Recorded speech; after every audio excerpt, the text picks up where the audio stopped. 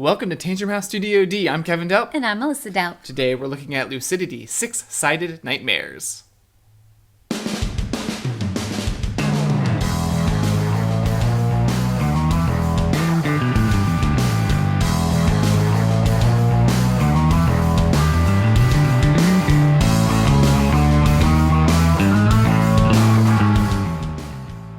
Lucidity is a 2 to 4 player push your luck dice game that plays in about 20 to 30 minutes. It was funded on Kickstarter last year and it's been picked up by Renegade Game Studios. In Lucidity, players are trying to free themselves from the dream world or give in and become nightmares. The player who can reach 15 power symbols first will win. The components include player boards, cards, a dice bag, and loads of dice. On your turn, you decide your sleep track, which determines how many dream dice you pull from the bag. After drawing the dice, you actually choose 2 to put back before you roll. After rolling, you place the dice in this order. First, you fill power, then the hunt row, then the exhaust row, and then the shadow rows. You can choose which order to place the dice in the shadow area. Each shadow row represents a different kind of nightmare, and each one has different effects, like drawing random dreams, other players making you re-roll, changing exhaust to a shadow symbol, or moving dice to your hunt row. After you place your dice, you check to see if any rolls are filled.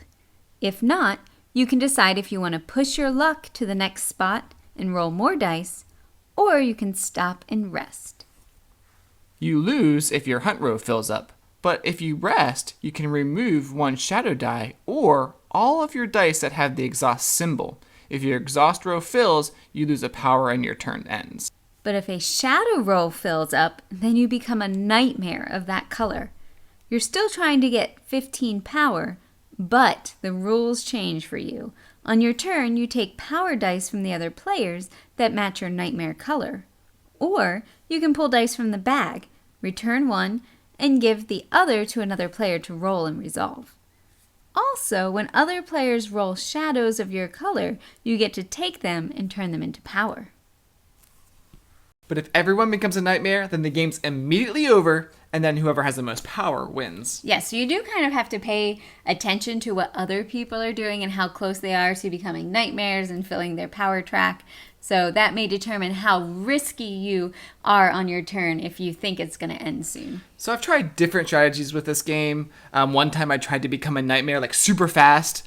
I don't think I won, but it was fun trying. Yeah, a better strategy might actually be to try to become a nightmare a little later after people have power symbols of that color, because then you can actually steal them. Yeah, that makes sense.